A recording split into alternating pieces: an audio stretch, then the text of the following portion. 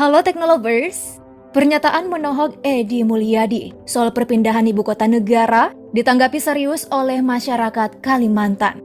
Berbagai suku di Kalimantan geram termasuk para panglima tempur suku asli di sana akan melakukan perlawanan. Nah, ada dua sosok pemimpin yang memiliki kesaktian luar biasa.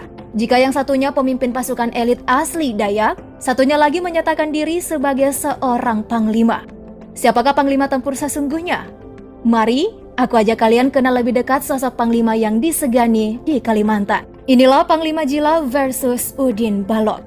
Namun sebelum lanjut, klik subscribe dan aktifkan lonceng notifikasi. Nantikan updatean terbaru setiap hari dari teknologi populer.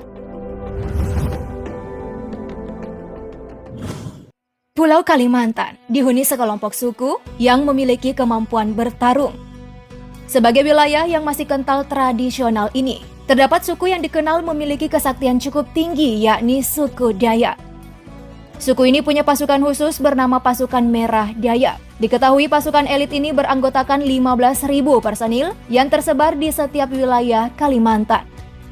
Pasukan inilah yang mati-matian berjuang mempertahankan keutuhan wilayah NKRI dan setia terhadap Pancasila. Sejak dahulu, suku Dayak menjunjung tinggi adat istiadat yang terus diwariskan hingga generasi selanjutnya. Mereka bahkan sanggup berkomunikasi dengan leluhur suku Dayak yang tidak dapat dilihat secara kasat mata.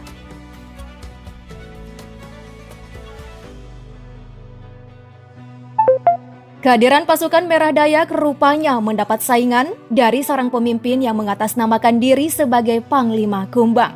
Dialah Udin Balog.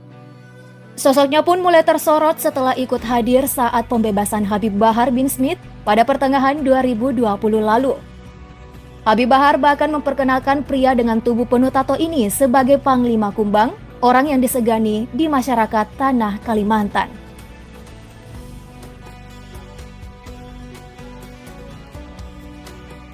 Usai diperkenalkan sebagai seorang Panglima Kumbang, masyarakat Kalimantan justru menentang sosoknya sebagai Panglima. Sosok Panglima Kumbang memang jadi figur spiritual yang paling dihormati dalam legenda suci dan mitos suku Dayak. Panglima Kumbang selalu hadir setiap kali orang Dayak mendapat ancaman pihak lain. Organisasi Dayak Internasional turun tangan atas klaim Panglima Kumbang yang disematkan terhadap pengawal Habib Bahar. Dewan Pimpinan Pusat Majelis Hakim Adat Dayak Nasional menilai Udin Balog menjual ilmu kebal kepada sejumlah oknum di negara bagian Sabah Federasi Malaysia, sehingga merusak citra humanisme orang Dayak secara keseluruhan di Pulau Borneo. Nah, setelah ditelusuri, nyatanya Udin Balog bukanlah orang Kalimantan asli, melainkan berasal dari Pasuruan, Jawa Timur, yang kebetulan pernah menetap di Desa Bajarum Sampit, Kalimantan Tengah sejak tahun 2000, dan menikah siri dengan orang Dayak setempat serta memiliki satu orang anak. Istrinya meninggal di tahun 2002, ia pun merantau ke Kalimantan Barat. Dipanggil dengan sebutan Udin Balog oleh warga setempat karena ia bekerja sebagai pengangkut dan pengolah kayu balok di daerah tempat tinggalnya. Nama asli Udin Balog adalah Saprudin. Tahun 2009, Udin Balog menikahi wanita bernama Jannah asal Kalimantan Tengah. Terakhir, ia pindah ke Kalimantan Timur dan menyatakan diri sebagai Panglima Kumbang. Wah, gimana nih Teknolovers?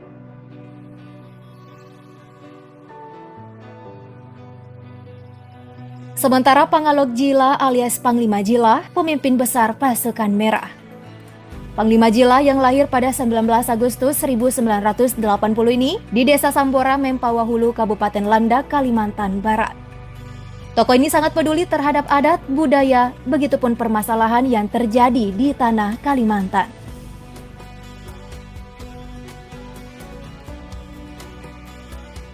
Menjadi seorang panglima memimpin suatu kelompok elit bukanlah hal mudah.